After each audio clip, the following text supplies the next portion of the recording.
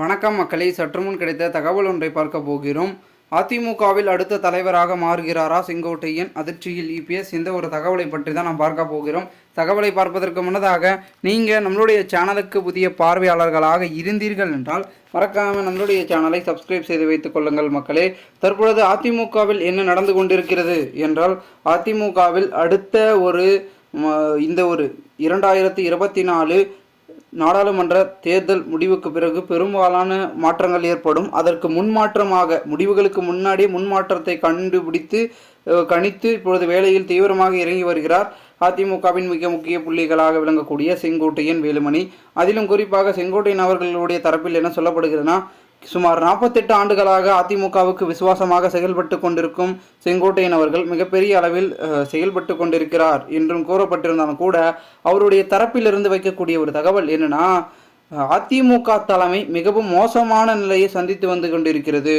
தொடர்ந்து 1 அல்ல 2 அல்ல 8 முறை தொடர்ந்து தோல்விகளை சந்தித்து வரும் இந்த ஒரு சூழலில், இந்த ஒரு 2024 தேர்தலிலும் பல இடங்களில் தோல்வியை அடைந்தால் 9வது முறையாகவும் தோல்வியை தொடர்ந்து பெற்ற கட்சியாக விளங்கக்கூடியதாக அதிமுக மாறிவிடும் என்றும் கூறப்படுகிறது. மேலும் 2021 சட்டமன்ற தேர்தலில் எதிர்க்கட்சியாகத்தான் இருக்கக்கூடிய ஒரு வகையில் வாக்குகளை பெற்று சதவீதத்தை குறைவாக பெற்று எதிர்க்கட்சியாக இருக்கிறது. ஆனால் 2026 தேர்தலில் இந்த நிலை மாறும். கட்சி எதிர்க்கட்சியாக இருக்குமா, இல்லை எந்த நிலையில் இருக்கும் என்று தெரியப்படவில்லை.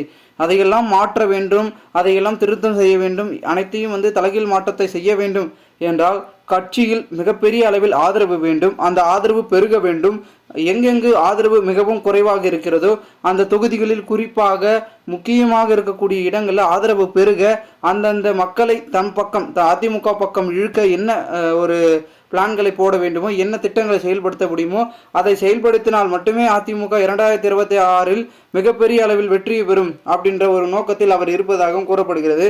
அதனால பெரும் விதத்தில் செங்கோட்டையன் அவர்கள் கூறுவது ஒரு வகையில் ஏற்றுக்கக்கூடிய ஒரு தகவலாக பார்த்தாலும் கூட, அதை எடப்பாடி செய்வாரா அப்படி என்று கேட்டால் அவர் செய்வதற்கு யோசனை தான். ஏனென்றால் அவர் குறிப்பிட்டவர்களுக்கு மட்டும் முக்கியத்துவம் கொடுத்து வந்து கொண்டிருக்கும் இந்த ஒரு சூழலில் மிகப்பெரிய அளவில் இது தென்மண்டலத்தில் ஆதரவு அவருக்கு குறைந்ததற்கு முக்கிய காரணமாக இதுதான் பார்க்கப்படுகிறது.